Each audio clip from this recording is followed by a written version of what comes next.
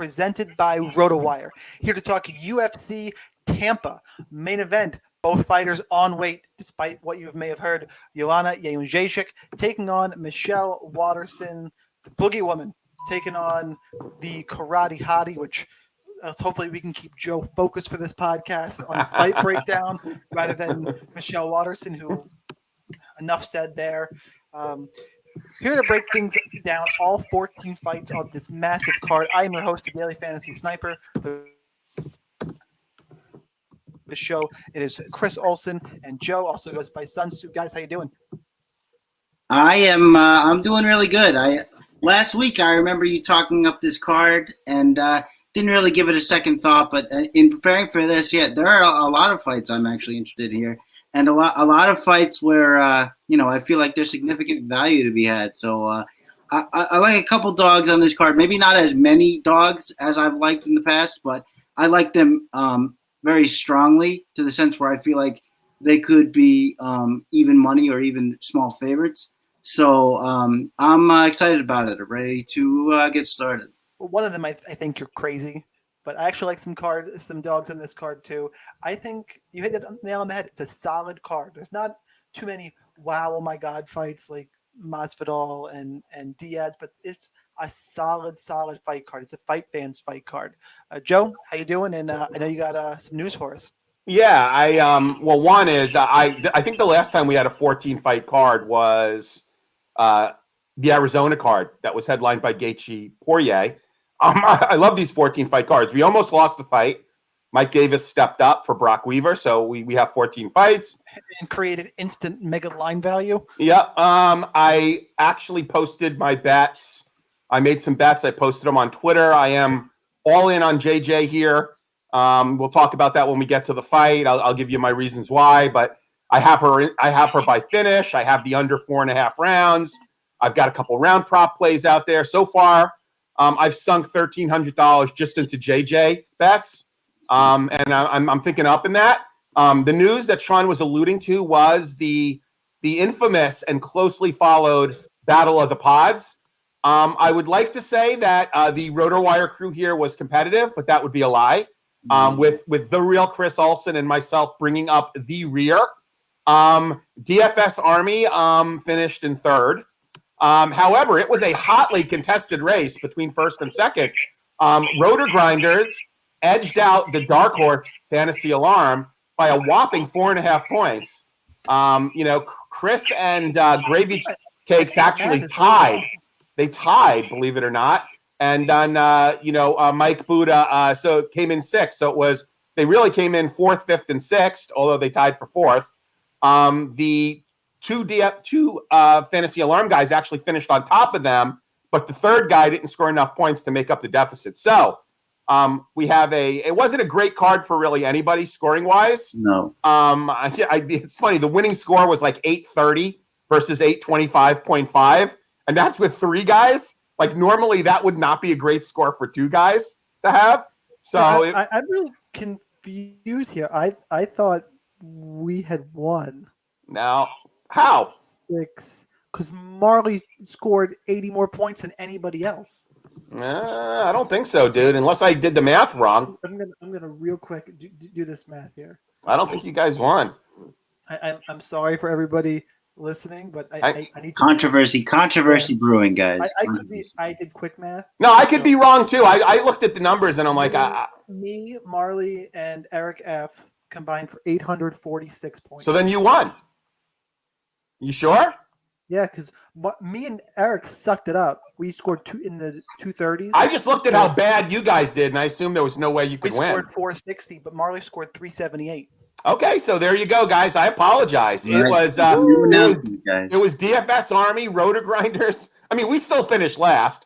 DFS Army, Rotor Grinders, and Fantasy Alarm.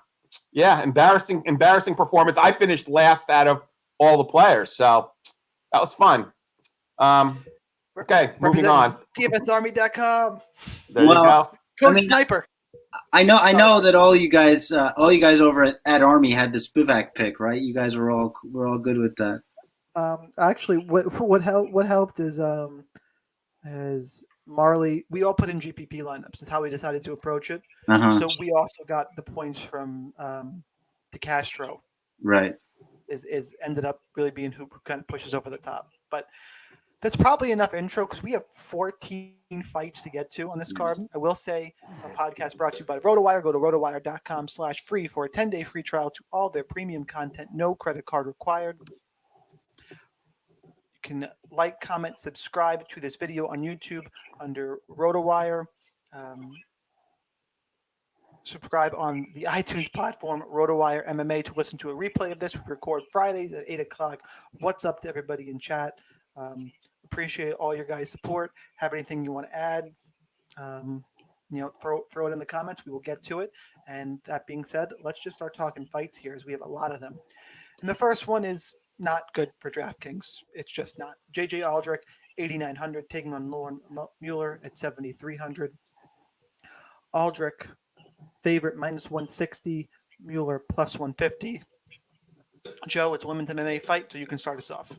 Yeah, this is anticlimactic. I mean, I know our good friend Kyle Marley likes to play the first fight of the night because he thinks it gives him some leverage, but I don't even think Marley can find something to like about this fight. He actually can. I can't give it away though. Yeah. Look, I think Mueller. I think JJ at 8.7. There's just so much value. Like maybe on a lesser slate, I might have some interest in JJ, but at 8.7K, I mean, Mueller is still raw. I mean, she's going to bull rush. I'm going to have so little exposure to this fight. It's really not even on my radar.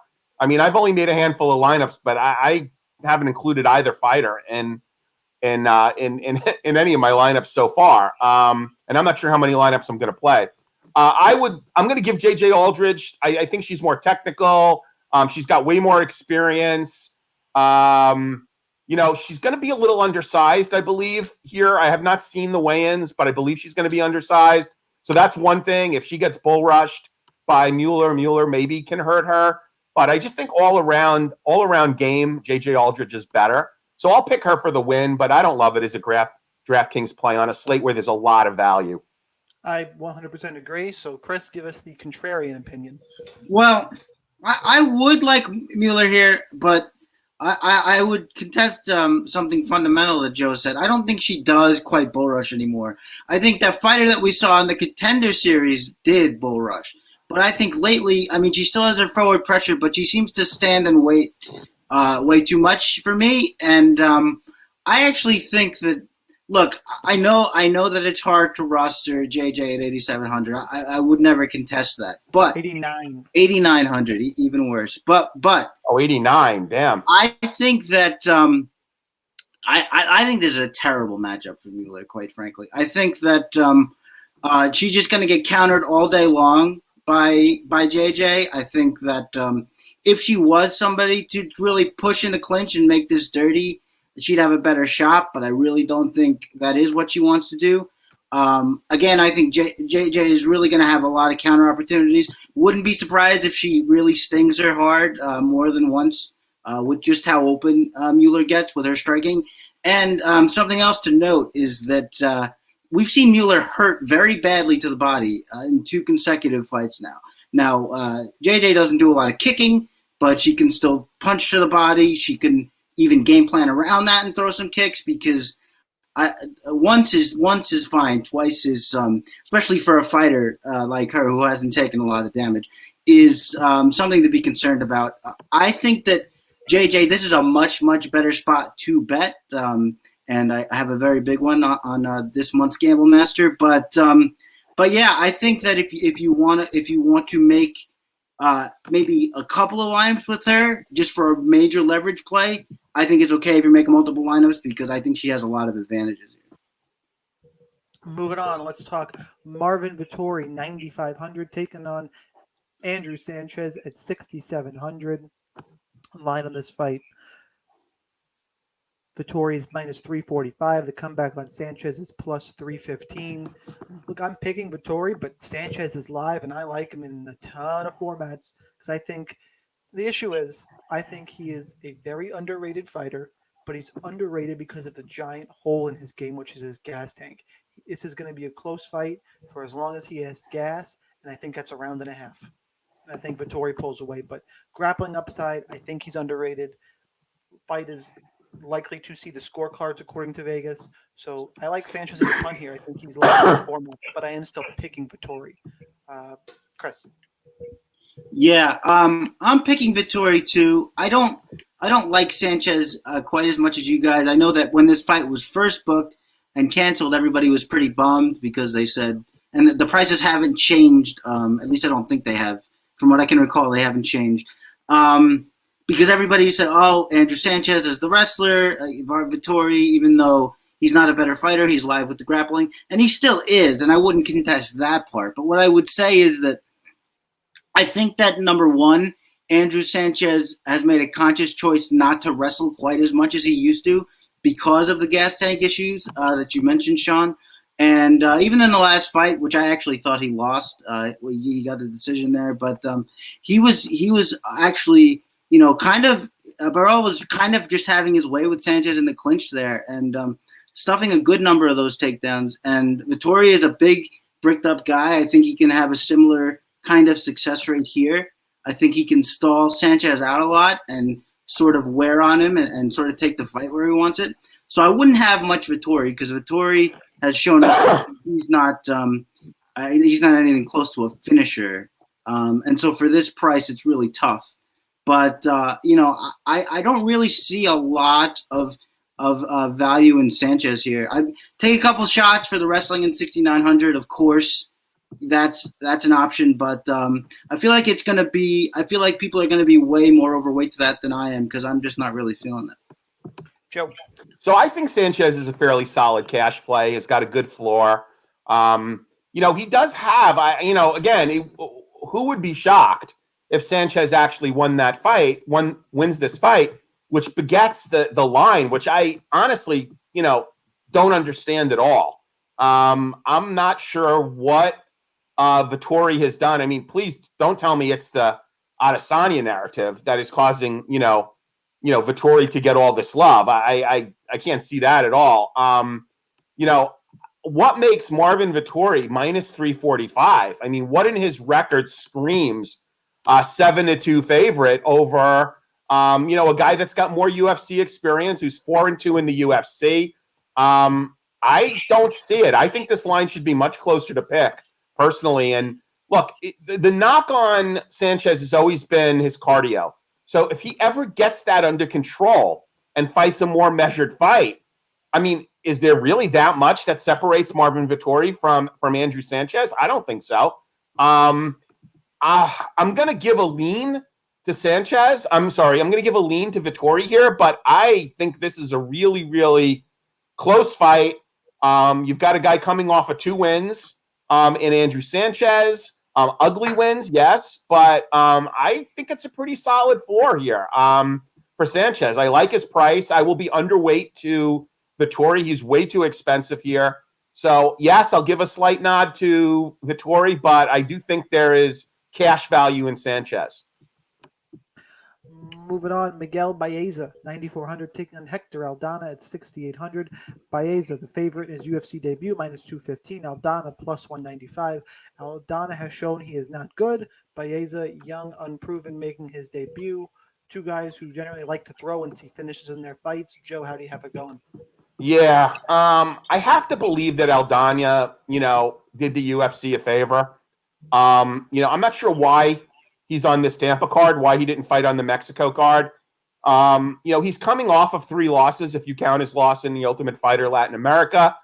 He really hasn't fought a lot. I mean, he's had 3 fights since 2015. Against Kenan Song, he got knocked out in the second round. He was the hot play against Laureano Strapoli and got boxed up. It was considered a fight of the night. Got $50K for that fight. I think he actually did the UFC a favor taking that fight. Strapoli was the local guy. And now he's fighting Baeza. So, I hate laying big numbers on debuting fighters. However, we're talking about a 5-inch height advantage that Baeza is going to have. I don't know a lot about his camp. I don't know if either one of you guys do. But he is I guess considered a prospect. He's 27 years old, 6'2", 74.5-inch reach. Camp is MMA Masters. Again, don't know a lot about the camp. Won a decision on the Contender Series in June of this year. Other than that, his record, like for a 7-0 fighter, it's okay. I mean, he's got a lot of finishes, but he also has a split decision against the 5-4 guy.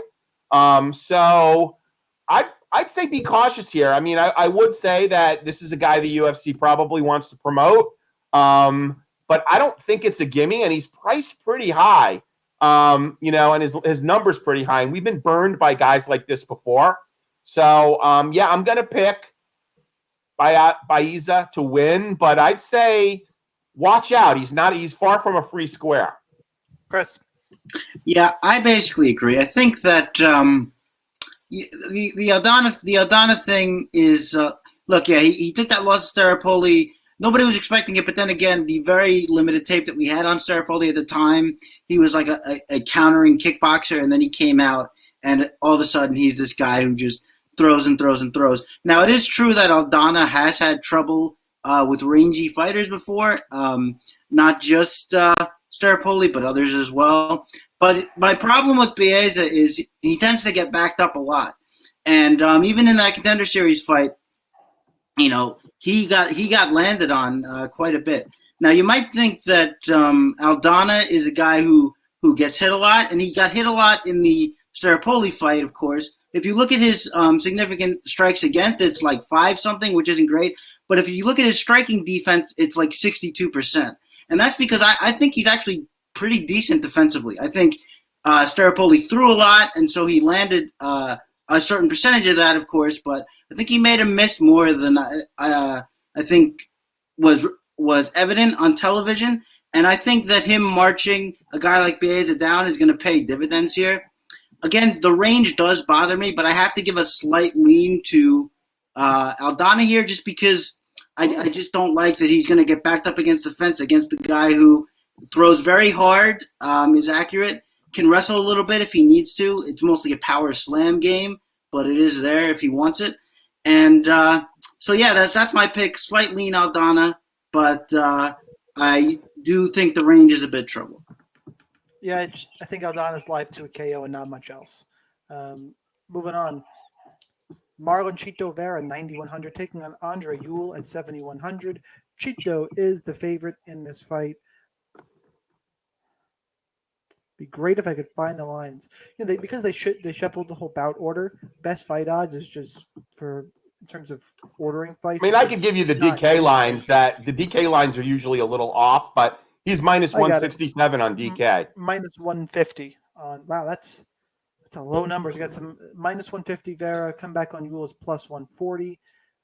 Chito, when he wins on DK, tends to score big, but it's a slow starter typically. Outside the first round submission of Brian Kelleher. So, how do you have this one going, Chris? We'll start with you. Yeah, this is one of those lines that I think should be a little closer. Look, closer than it already is. Yeah. Chito Vera, as you might be able to tell, I'm taking Ewell in this fight. But Chito Vera, when he wins his fights, the past 4 or 5 fights, he's had a bad first round, and then he's turned it on just with crazy pressure in the second, and has gotten his opponent out of there. Aside from the Frankie Steins fight, where he basically had the entire fight, but that's generally not how it goes. A guy like Andre Ewell is way too athletic and powerful to just be overcome by a second round barrage from Chito Vera. I'm just not buying it. I think that Andre Ewell is a better striker. I think he's faster. I think he probably has a little bit more power in his hands. Chito can use his wrestling game. We always talk about that Ewell is not a good defender of takedowns, which is true. But I would submit he has a good get-up game and a good jiu-jitsu defense game that we have seen on display in multiple fights now. Fights, in fact, where people thought he would lose because of the jiu-jitsu disparity. He didn't, because he was able to fend it off and get back up to it. And I think if Vera gets in a hole in round one, I think he's going to find it much more difficult to come back than he did against a guy like Guido Canetti or Ulijji Byrne or guys like this. So I'm going with Andre Ewell. I think he's going to be overlooked here. I think people are riding high on Vera right now, and I think Ewell gets this done. So that's the play. Coffee McGee, what do you got? Yeah, I think that, I am concerned about Vera, seemingly starting slow, taking a round off. I mean, he has recognized that and mentioned that. I believe he's training at Jackson Wink. He's made. I've seen him make improvements in each fight. I like him. I like his evolution. I think that this is a pretty decent matchup for him. We've got Ewell, who's coming off of a decision win against Anderson Dos Santos. Okay, he got choked out by Nathan Wood, and he beat the former shell of Renan Barão in a split decision. So a fight that nobody expected him to win, by the way. Well, look, dude, he was only a 155 dog, so it's not like Barão was still a public darling. Yeah, I get it. So again, I'm on Vera here. I don't know how much I like him for DraftKings, though. I mean, I do think that that Frankie Saenz win was a good win. He did what he was supposed to do against Hernandez. Canetti is kind of a guy that they keep under a pane of glass and break him whenever they do a card in South America. Ouija Boren, that was a good KO. Again, I really like the way he's evolved. I'm going to go with Vera here. I'm just not sure how much I like him for DK. There's just so many choices at that price point that I'm not sure how much I like him in DK. But give me Vera for the win. Deiveson Figueiredo, 9,300, taking on Tim Elliott at 6,900. Deiveson Figueiredo minus 175. The comeback on Tim Elliott is plus 165. Joe, how much people are going to roster Tim Elliott because he once scored 170 points against Luis Smolka? Yeah, I mean, that's a narrative that's long since passed. I mean, there are a literal plethora of narratives surrounding Tim Elliott. Okay, let's start with the obvious. Nearly a 2-year absence due to his knee getting almost totally destroyed. I think if there was a ligament that could be broken or stretched or strained, that it happened to Tim Elliott. So he's had a 2-year recovery. Here's another interesting narrative. He was actually asked in July if he wanted to take a fight, and he said he was still recovering. So yeah, we're 3 months. If by my calendar mathematics, we're 3 months away from July. So how much more in 90 days could he have recovered if he wasn't ready for a fight in July? The other thing is he moved to Las Vegas, after Tough dumped the mother of his child and went to Thailand to party. And that was the rumor behind, why he did not look good against Ben 10 and got choked out in 15 seconds. So, from that respect, I'd love to see him get clocked. I think that he's worth a flyer in case you see the Tim Elliott of old, but coming off of a surgically repaired knee, off of a 2-year absence, moving to Vegas, hanging out with Gina Mazzani. I just don't know, man. I'm going to go with the more active fighter here. Christ. Oof. Yeah, I guess I'm going to take Ewell, though I see this line should probably be even a little tighter than it currently is. Figueiredo, you mean? I'm sorry. Yeah, Figueiredo. I'm sorry. The line should probably be a little narrower because we know what Figueiredo's, his kryptonite is takedowns. And if Elliott is strong enough to work his takedowns and his knee doesn't give out, I'm going to go. I could see it being a long night for him. However, be cautious. Look at, for those of you guys that watch Invicta, Shino Van Hoos, one of my favorite fighter names, came back off of a knee injury last week, and it only took one kick to the knee before her entire knee folded up. So, these are the type of injuries. We saw it happen with Anderson Silva. I don't like guys coming back off of knee injuries. So that's more narrative for me to go with Figueiredo. I just think Figueiredo is a solid prospect too, and if Pantoja couldn't control him on the ground, I don't. Yeah, have a but hard time seeing Elliott doing. I Yeah, know I Elliott's mean- going to be all about the grappling. and Formiga dominated. I mean, he scored 7 points. His floor is pretty low, I have to say. I Yeah. would not look at him as a cash play. I mean, if you're going to play, I mean, look, Elliott's worth a punt, but I mean, don't think you're going to, 7 know. points kind of you should not play a fighter in cash. You scored 7 points in a decision. I think you can find better places to go in cash than True. Elliott. I like Figueiredo a lot. I like his power in this one actually. Chris, fight breakdown. Well, yeah. I don't think the proper question is really, can Tim Elliott hold down Deiveson Figueiredo? Deiveson Figueiredo. That's right. Yeah. I don't think that's really the question. I think the question is, can Figueiredo out-scramble Tim Elliott? And I don't think that he will be able to. I think Elliott's going to be a little quicker on the ground than Figueiredo is. I also think that Figueiredo, I mean, look, for all this talk about, if you take him down, he's got great jiu-jitsu. I mean, when Jared Brooks rather took him down, the only thing he tried to do was hop on those opportunistic guillotines, So he hasn't shown me like a world of jiu-jitsu from his back where I think, well, even if Elliott takes him down, it's going to be bad for him. I don't think that's the case. I like his power too, and I like his pressuring, and I think he could fluster Tim Elliott into a lot of bad shots. And I think that could be something if he could use his weight, maybe sprawl him out, do some things like that. But Elliott is definitely live here. The knee concern is well spotted by Joe. That's a good point, and we'll have to see how that plays out. But if we're talking about guys under the 7K barrier, I like him much better than somebody like Andrew Sanchez. I think he's got. I think he's got to work well. For one thing, he works his takedown game a lot more than a guy like Sanchez does now, and I just think he's got more very apparent advantages here than a guy like Sanchez does. So I think I'll give a slight edge to Elliott here as far as who wins the fight. But as far as DraftKings, I pretty much agree that Elliott is floor and ceiling, and Figueiredo is basically just ceiling. Two analysts against me, but we'll move on to a fight that is not good for DraftKings. Talk about Max Griffin at 8,200, taking on Alex Morono at 8,000. Griffin is still the favorite in this one, minus 130 now. Morono plus 120. Chris, fight breakdown. Yeah, I don't know if it's that terrible for DraftKings. I think that we've seen a guy like Max Griffin work his wrestling to great effect and get points that way.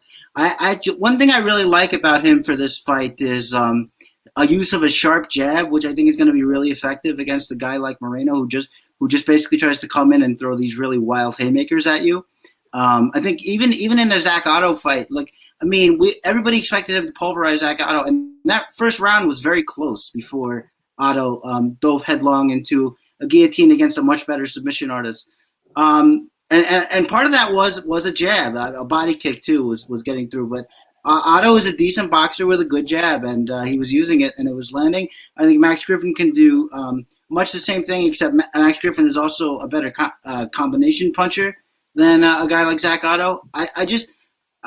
Morono is just never a guy I feel like I can trust. I feel like on the feet, he's just too wild, looking for big shots.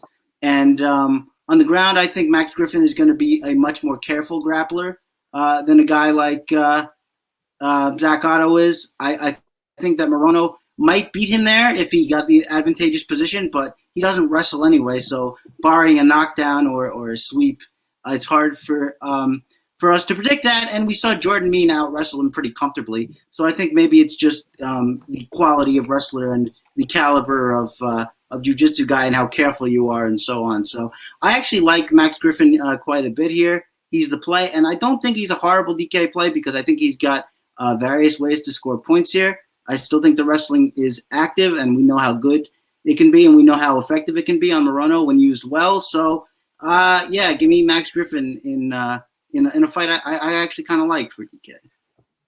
I'm picking Griffin as well, but I think Morono's the one who's live to a knockout. I'll have a couple stabs at him. The issue isn't Max Griffin himself.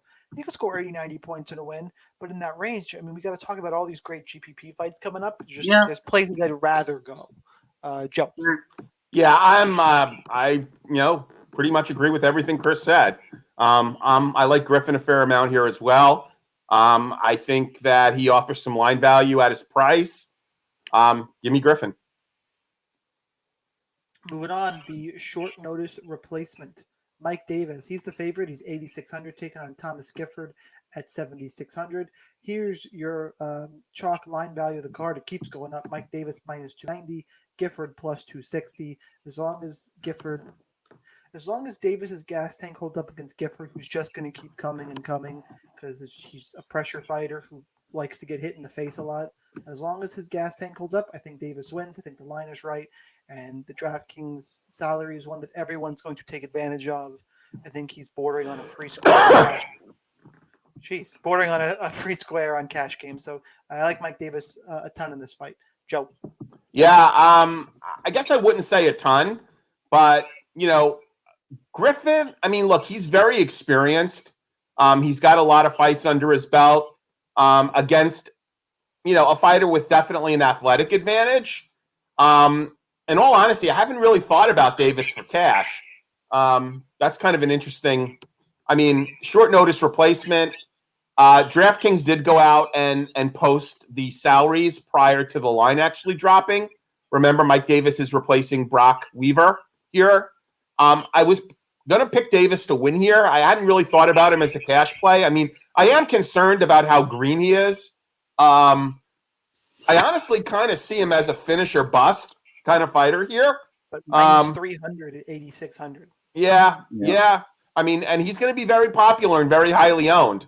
I just go back to my caution narrative where, especially recently, we've been burned by guys making their UFC debut coming off of, the Contender Series. Look at actually, this is not his UFC debut. Yeah, he but fought Gilbert Burns. Yeah, he fought Gilbert Burns. But look at Patello last week. That was a disappointing fight. So yeah, I'm going to pick Mike Davis to win. I don't know if I'm confident in him as a cash play as Sean is, but I certainly get it at minus 300 at 8.6K. I just don't think I don't think Guilford's all that bad. He's got he's kind of he's got some moves and he's got a lot of experience. So if this goes to the decision, I don't know whether you're going to get salary out of Davis. Chris. I think Guilford's is kind of bad. I don't even say that. It's weird because I don't even want to demean him as a fighter by saying that. I sort of like the fact that he's all push forward and work great, and that length really helps with that kind of style as well. But the thing about Mike Davis, he's not only like a really good and powerful striker who does combination, he's also a wrestler, and I believe he was a college wrestler as well. I could be wrong about that, but I think that's true. We didn't see any wrestling in his Gilbert Burns fight because Burns is probably, if not the better wrestler, at least the stronger guy. And, he was able to body lock him and take him down at will. Gilbert Burns to Mike Davis, that is. The one thing about Mike Davis is that when he tries to brawl, he tends to leave himself open. And that could be a little bit of a concern. Not that I think Gifford is all that much of a counter puncher. I really don't. But this is one of those fights, man. Like it's easy. It's conceivable, I'll say, to see a path where Davis loses here. He's taking this fight on short notice. He gets tired. He gets roughed up, and then he loses the fight. It kind of reminds me of.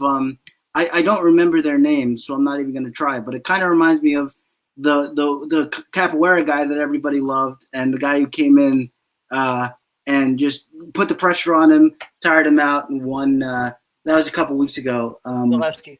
Yeah, exactly. Oh, he was knocked out by Jingling, right? Kind of reminds me. Who's that? Zaleski dos Santos, right? Yeah, I think he ended in knockout. I think. Yeah, Jingling knocked him out.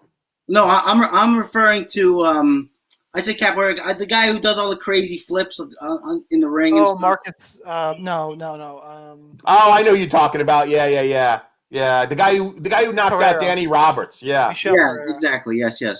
So I get a little vibe of that here, but what I'll say is that Gifford's is probably, in fact, definitely much more hittable, which is a concern against a big, powerful guy like Davis. So there's a lot of words to say that I basically agree with you guys. I'm going to cut you off here. Yeah, okay. We just reached the halfway point of this card.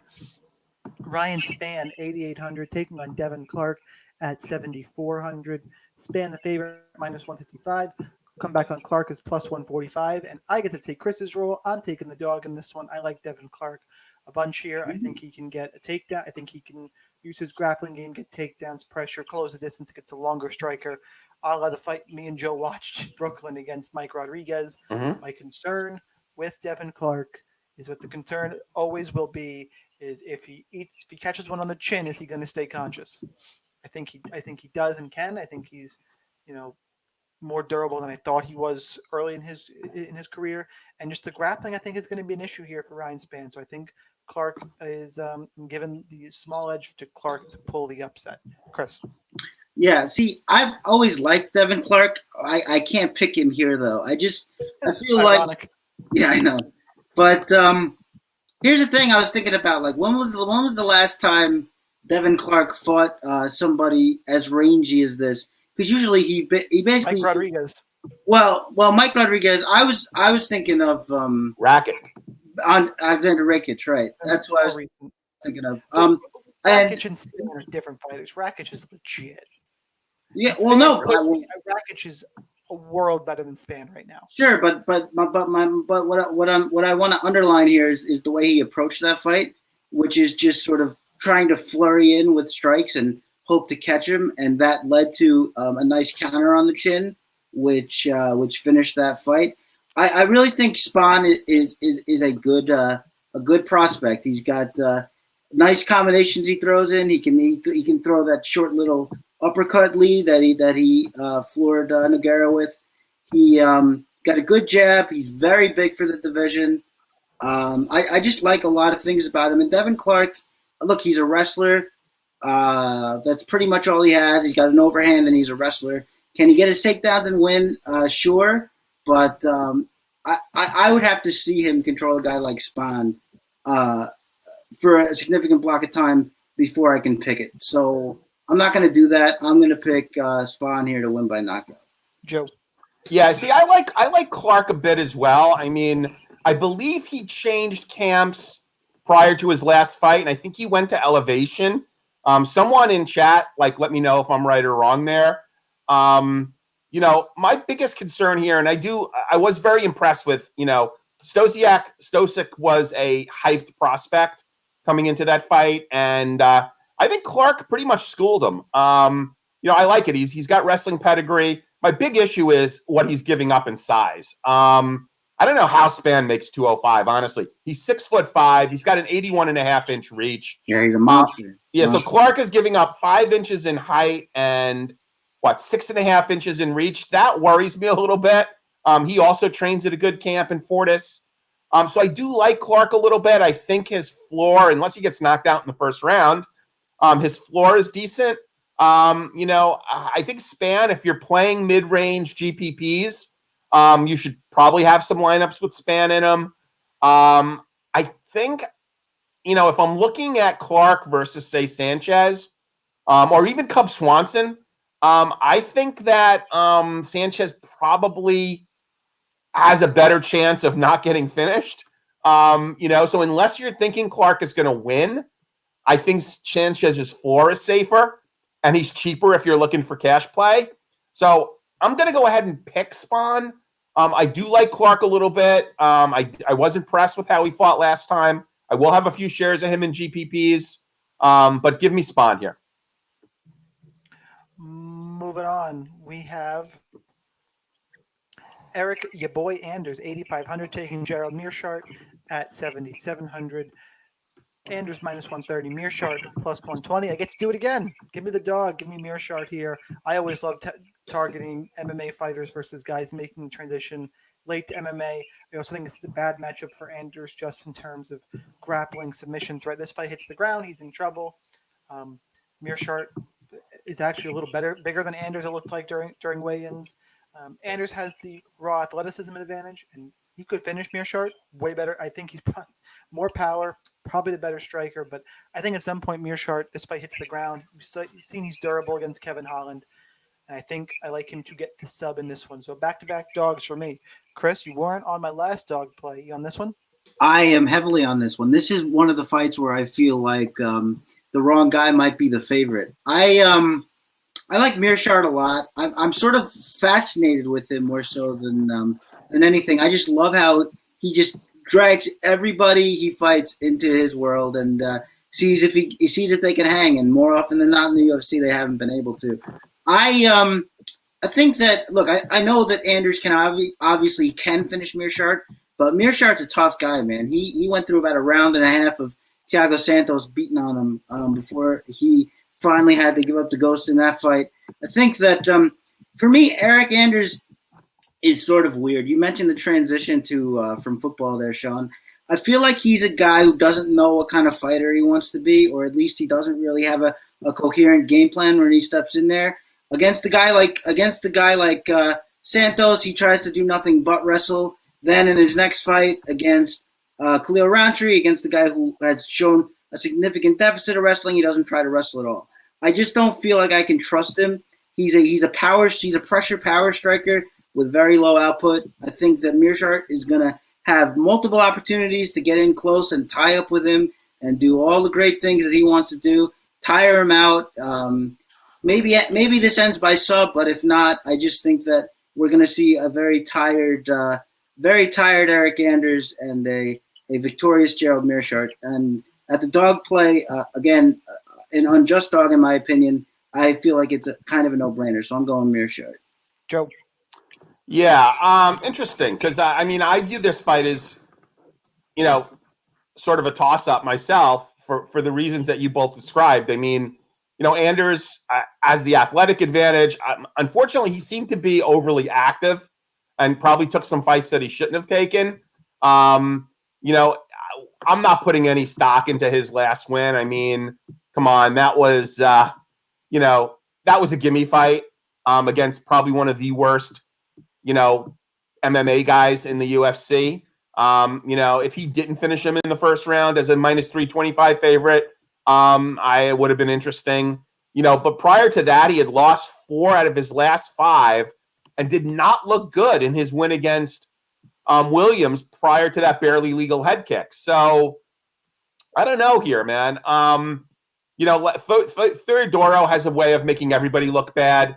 I mean, he was just dominated by Rountree. And if Meerschaert watched the Rountree fight, I think what he does here is he keeps him at bay with kicks, because that obviously worked for Rountree, and then gets him to the ground. And that's his world, is getting him to the ground. I mean, kicks and getting him to the ground.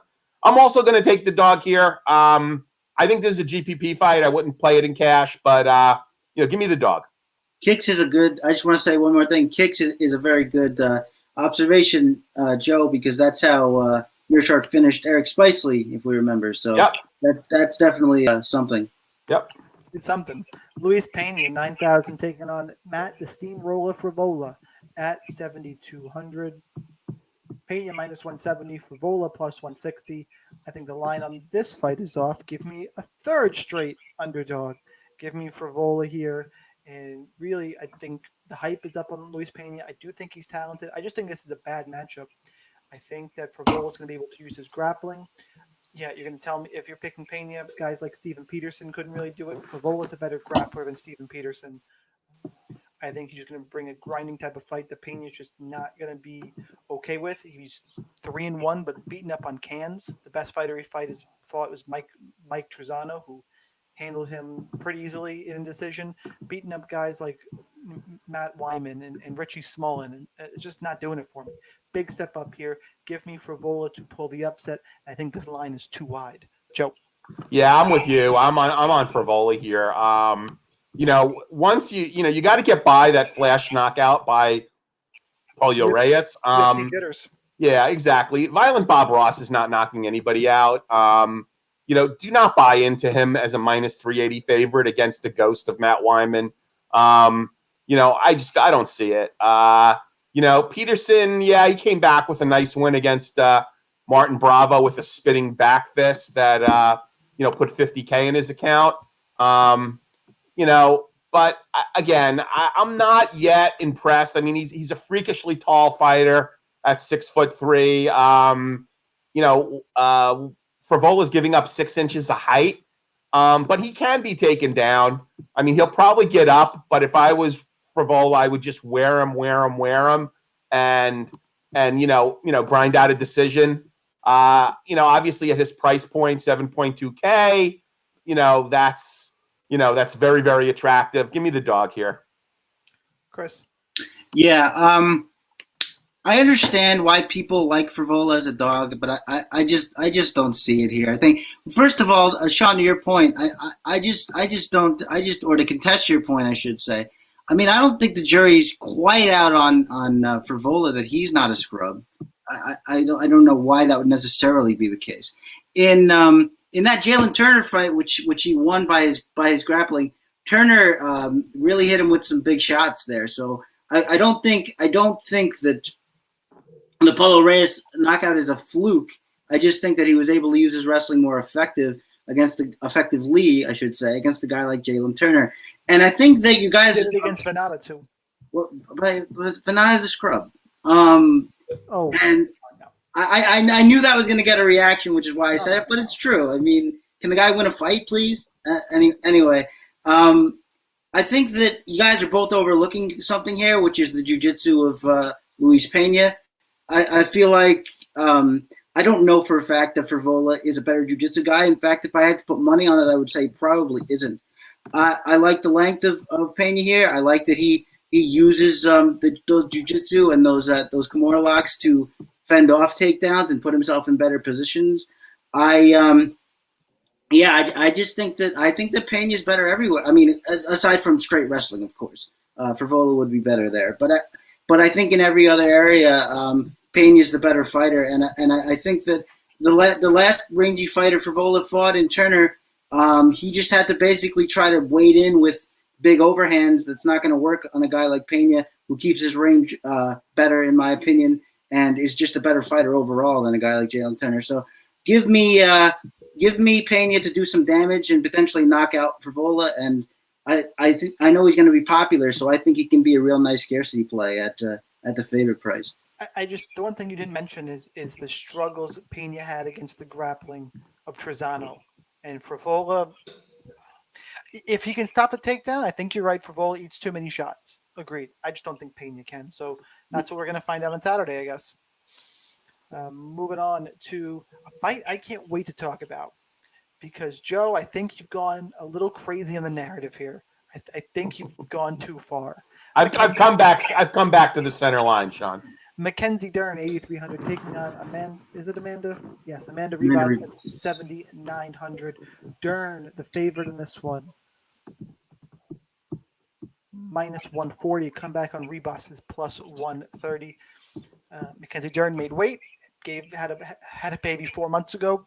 The way she looks after having a kid 4 months ago is insane. Somebody on my Twitter posted "Orgeous ever" and agreed. I mean, she's attractive, but if you are close to anyone who's gone through childbirth, just sister, wife, whoever, like 4 months, that's crazy. I saw her interview. She was back to Muay Thai in 4 weeks and rolling jiu-jitsu 6 weeks. It's crazy. So this fight, I think, Ribas another black belt. I think people are still underestimating how good of a jiu-jitsu practitioner Dern is. There are levels to black belts. I think Dern is on a whole other level. On the feet, yeah, Ribas a little more technical. Dern throws harder. Hey, remember, Chris? Mackenzie Dern has power. I was waiting. I'm surprised it took you like a whole 2 minutes to bring that up. Mackenzie Dern put down Amanda Bobby Cooper. I'm not saying it's going to happen here. Just something to worry about, kind of that waiting forward to get a takedown. I think just Dern, more tools here. This fight will hit the ground. I just think her jiu-jitsu is that much better. But Chris, I know it's your turn, but we're going to go to Captain Narrative here first, because I know he wants to talk about Mackenzie Dern and being kicked out of MMA Lab and all that good stuff. So now that I've hopefully stolen all of his thunder, Joe, you still picking Amanda Ribas? Yeah, I've come a little bit back since I've watched her make weight. I honestly, if you gave me even money, I would have said that she didn't make weight. Somebody on Twitter I can't remember who it was. I wish I could. It might have been the Fight Gambler. I can't remember who it was, so sorry in advance. Best tweet is could have been MMA Trader. Either way, sorry. Is that Mackenzie Dern never really had a weight issue? This is just if you don't care about making weight, you never had an issue. Yeah, I mean it was actually priceless. Her going to the buffet like after stepping off the scale, like missing weight by 7 pounds or whatever. Yeah. So my issue with Mackenzie Dern has always been her motivation as a fighter. I mean, the last thing you want to hear from a young fighter after a fight is, "I want to go spend time at the beach," and she did, and she got knocked up by a surfer. And I don't believe she got married. Not that I care one way or the other. What? Wish I surfed. Yeah, me too. So that's kind of like not what you want to hear from a young fighter early on in their career. It's like, yeah, I can't wait for what's next. I want to continue to learn. And then getting kicked out of the MMA lab. Now, my understanding is, the the surfer dude, her boyfriend was there, and that might have been one of the reasons. But her whole work ethic is what I have an issue with. This is the most rounded fighter that she's fought. This is the most credentialed fighter in holding a black belt in both Brazilian Jiu-Jitsu and Judo. Now, I know the argument's going to be, Mackenzie Dern is maybe the greatest of all time in Brazilian Jiu-Jitsu. Okay, that's fine. I'd like to see how she performs here. I think this is a fight that, oddly enough, you maybe want to get some exposure to. It's a women's strawweight fight, which, with a few rare exceptions, you don't always say that, but I certainly, could see this fight being really interesting. And I just think that, although Dern has power, she is not technical in the least. Ribas is more technical. She looked good in her first fight back coming off of USADA. And I only expect her to look better in this fight. So look, and there was a lot of money that came in on Ribas. I don't know if I would recommend betting her at this number. But I did like her, when I first saw the lines come out, on the DK Sportsbook. It looks like Ribas is plus 120. There's certainly some line value here for Ribas. I'm still going to pick Ribas to win. But I'm not nearly as confident as I was a week ago. Because, Dern has looked good. She's made weight. She looks in shape. I don't know that she's actually improved at all. So if you're betting Dern, you're betting on her to win based on her strength, which is her, BJJ on the ground. I just don't know that, Amanda Ribas is that far back being a dual black belt herself. So give me Amanda Ribas at the price, although I will have a few shares of Dern. Chris? I have to say, MMA KO making me laugh in chat saying that maybe she's going to acquire a surfer accent. Now all I can think about is her post-fight interview with, it was a tough fight, brah. That fight was so tough, brah. So with the Brazilian translator. Yeah, that's right. And giving us one of these things too. But yeah, aside from that, look, as much as I would love to pick against Mackenzie Dern to get some revenge for my girl ABC, I don't think I can do it here. I was all ready to pick Ribas, but I noticed that although while I think that if she did strike exclusively, she would have a much better shot. I love her kicking game and the fact that she can go to the body and her pressure, but it occurs to me that she wants to clinch a lot. That's her game, and she wants to look for takedowns. And I still have to assume that that's Mackenzie Dern's world.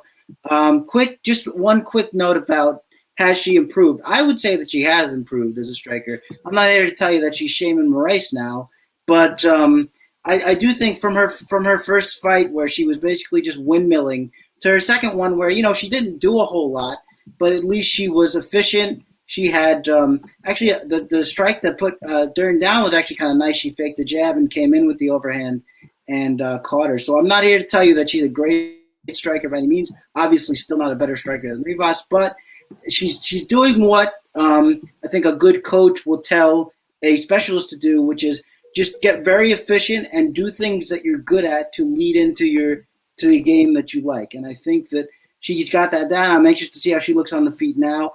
I just can't trust that Ribas isn't going to turn this into a grappling match. And if she does, I have to pick Dern, so that's where I'm going. Chris, how about using as an example a fighter that hasn't been cut by the UFC? I can only go by what we have here. You said she's no Shimon Marias. Marias has been cut. Well, Israel Adesanya.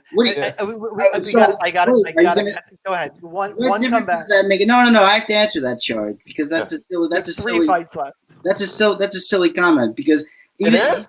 Yes, of course it is. He was cut, but is he still not an awesome Muay Thai striker? Well, what difference does that make? Obviously not. I mean, I wouldn't say awesome.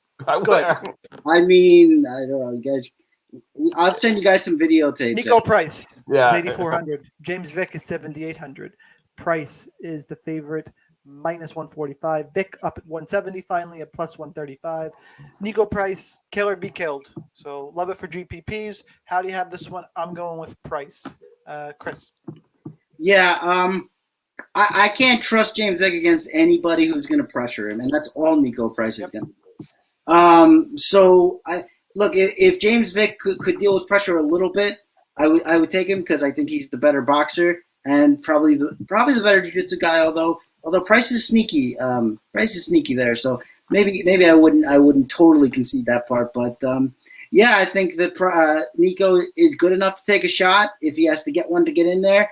And once he's in there, I think it's his fight. And it's just really hard to trust James Vick coming off of what we've seen recently. I don't think he's absolutely dead here. So if you wanted to take a scarcity shot on him, I would get that.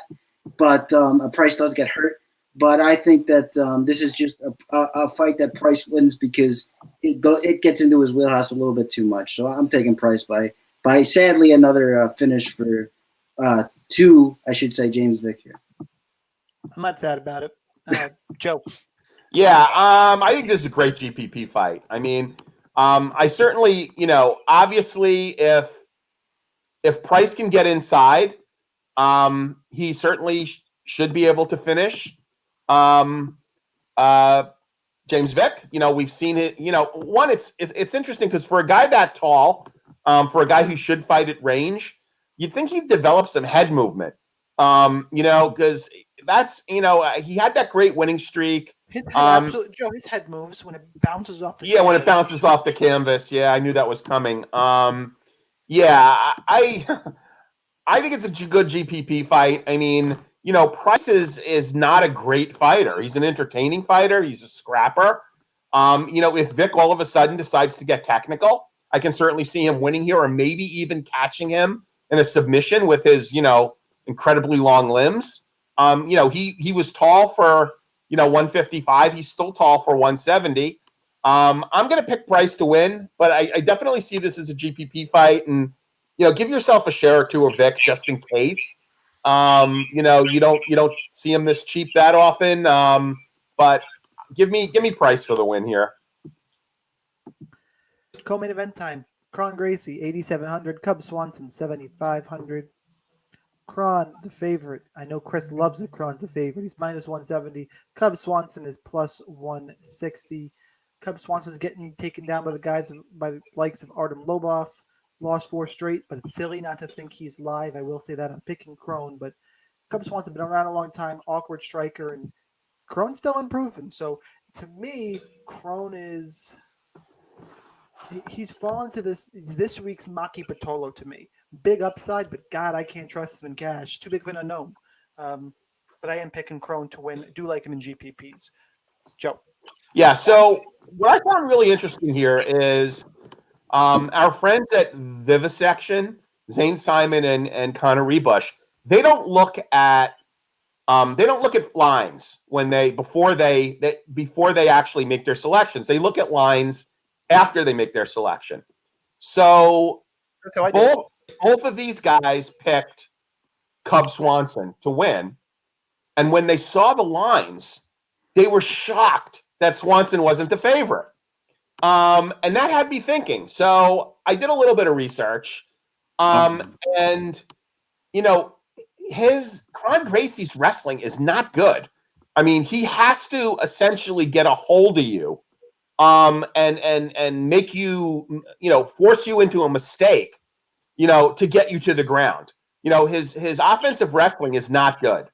I'm going to pick Cub Swanson here. I think he is so far a superior striker that it would negate his disadvantage. Although, Cub is a black belt in Brazilian Jiu-Jitsu. He's choked constantly, though. I know. Look, he said he thought he was going to die when he got choked by Ortega. I'd like to think that Cub has enough left to win a striking battle here. I do think this is a good GPP fight. I will have some shares of Gracie. This is a GPP dog play that I'm going to take based on, my guys at Vivisection opening my eyes to a few things. Would it shock me if Cub got choked out in the first round? No.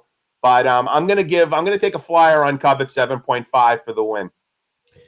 All right, it's gonna be 2-1 for Swanson. So Chris, tell us why Cub Swanson is going to put Kron Gracie in his place. Well, I think you're right. You alluded to it. I do think that this fight should basically be a pick'em. I think it's silly to have a guy who can't fight MMA be a favorite at this point. And even though I'm picking Kron, Swanson's plenty live. Let's be clear. Yeah, of course. And I think that I agree with Joe. Of course, his wrestling isn't good, but what you have to remember about Cub Swanson, which should make you nervous if you're picking him, it does for me, is that look, Brian Ortega didn't need a takedown. He tied up with him. He wrapped the standing guillotine, and that was the end of it.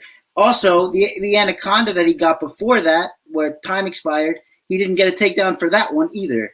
So that's got to make you a little nervous, where a tie-up can just lead to a sub there. But I think that look, I can't.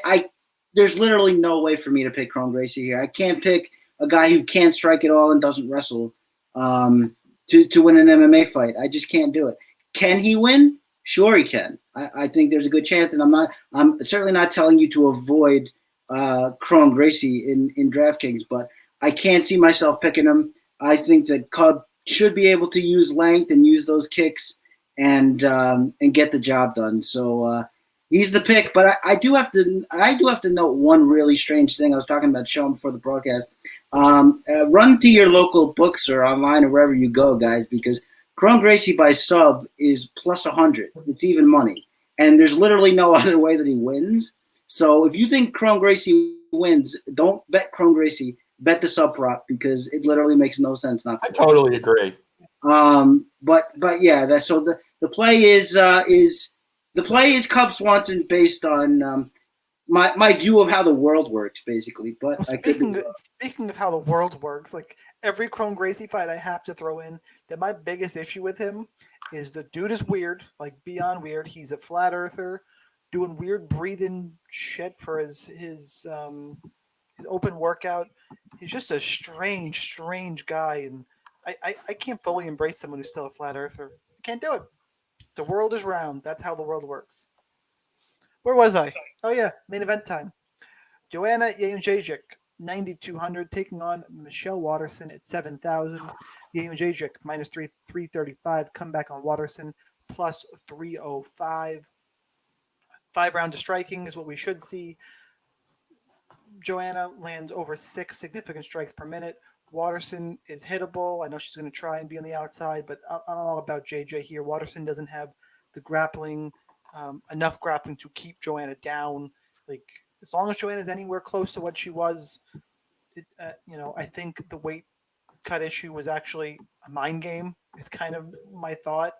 But yeah, I'm more skill for skill than narrative. She made weight just fine, even if you want to look into the narrative. I'll have some Waterson because 7,000 is a good price. Don't mind a stack in cash games. Yeah, give me Joanna Violence pretty much all day in this one. Chris? Yeah, me too. I think that, look, I have to admit that I underestimated Waterson in the last fight against Kovacevic. I thought that Kovacevic is shot. I thought her forward pressure would be enough. It wasn't. She just actually showed good evasiveness, good strike selection. But against JJ, that's basically her whole game is movement and shot selection. And I think that's just going to win the day here. And I would be shocked if Waterson gets a head and arm throw off on JJ. I just don't see it happening. So yeah, I'm gonna have to go against Waterson again. I just think she's got too many things going against her in this fight. I just don't think she's going to be able to get the wrestling going, the judo, whatever you want to call that, and she's obviously the inferior striker. So give me JJ for probably what amounts to a very high volume decision. Joe. Yeah, so where I strongly disagree with both you guys is I would be completely shocked if this went to distance. Let me tell you why. There's a number of reasons why. First of all, Michelle Waterson has never gone the distance in a 5-round fight. Never. She's made it to the 4th round once. That was 6 years ago against Jessica Peña in her atomweight Invicta fight, right? So she has never come really close to 5 rounds, and the one time she has, it was 6 years ago at atomweight. She was destroyed by Rose Namajunas. She was dominated in the 1st round and choked out in the 2nd round. By the way, that was the same card that Tim Elliott scored 175 points on. I love Michelle Waterson. Don't get me wrong. I mean, that little kicking video that she did was really cool. Joanna is coming off of a number of losses. Having a decision win against Michelle Waterson is not going to be enough to get her back into the mix at 115. So how am I playing this? I've got Joanna plus 333 to win inside the distance. I got under 4.5 rounds plus 200, just in case Waterson maybe does something, gets her in a choke. I don't see it. I've played around with the Joanna wins in round 1 and Joanna wins in round 2 props. And I've got a fairly significant straight bet at what I think is fantastic odds. If you've got Joanna and Vettori at similar odds and you're not betting on Joanna, you're nuts. So I've got Joanna. I got a fairly significant bet. I'm probably going to go in and do some more. I'm looking at some parlays. But I would really, really be surprised. Worst case, I'll break even on my plays if when all is said and done, if Joanna does happen to win by decision. But I love her at 9.2K. She should be the highest priced fighter on the slate. She should be 9.6, 9.7. She should be in Cyborg territory here. But Joanna with 5 rounds to work with, even though it's not going to go 5. I love Joanna here. I think this is the time for her to make a statement. She has to. So give me Joanna all day, every day, cash, GPPs, straight wagers, inside the distance. That's it. Joe, did you say Waterson has never gone to a decision? No, I said she's never gone 5 rounds. Okay. No, yeah, she's got the decision a lot. Okay, I was going to say. The last time she even went 4 was 6 years ago at Invicta. Fair enough. Yep. My favorite comment in chat, and I think it's really true, as much as I love Joanna, Vince has Joanna is 1 loss away from Antonio Brown crazy. She is. Let's hope not. She's getting kind of screwy. All right, guys, edge play time. Hot takes. I gave you my hot take. So I'm done. I mean, I gave you a plus 333 wager. That's a lock. I don't know what more of a hot take you can get than that. So that's Joe's hot take. Chat, give me some hot takes. Chris, you got one ready to go? Yeah, I'm gonna give you a 3-dog parlay here. It's gonna be Aldana. It's gonna be Meerschaert, and it's gonna be who's the other one? Oh, Cub. There you go. All right. I like one of those 3. Really? Oh, that's right. You're not. Well, but you even said you could see. I mean, live, but you don't think Cub is ridiculous, though? No, Okay. I don't think it's ridiculous. Okay. Hot take for me. Let's say that's not really a hot take. Can I just lay down some law here? I love all you guys, but intentionally silly hot takes. We don't play that here. So sorry, John, but No, I love that. No. Come on. I love his That's hot not take. real. Mackenzie Dern by first round flying knee. All right. We got Sean has. We have no standards on this show apparently, but that's all right. No, I mean, look who the analysts and hosts are. There's True. there's clearly an issue That's here. I walked right into that one, I guess. But go ahead. To get to my hot take, is it a hot take? I want to say those 3 straight dogs in a row are going to win on the card, but I won't do that. I'm going to say, okay, the main event, because I disagree with Joe. I think it is going to go to a decision. I want to get a little crazy. I know for you, we're going to say over 275 significant strikes landed total between the two. I think it's going to be see, that's silly. I was trying to do something crazy, and Waterson just doesn't pressure like Andrade did to eat all those strikes. I take that back, guys. And now I'm going to say Devin Clark by ground and pound TKO. All right. Clark to knock out Spann. It's not hot enough for you. It's fine. Wow. I'll just marginally accept it. I'm feeling very, very judged. Come on, give me something else. Go crazy. Come on. I gave you 3 dogs. Joe gave you his crazy thing. All right. I don't know what it pays. Actually, hang on. I can find out what it pays. You pull up best fight odds here, and we'll go. Let me click off a couple of my dogs who I think are going to win here that I've already covered. So let's do my parlay. I will give you Devin Clark, Gerald Meerschaert, and Matt Frevola, plus 1301. So I'm surprised. Like I appreciate that Chris gave a 3-dog parlay, but Chris, I would have hoped. So if the plus 333 is not enough for you guys, and you want to make 34-1 on a parlay, you take Mackenzie Dern by submission plus 120. This is on the DraftKings Sportsbook.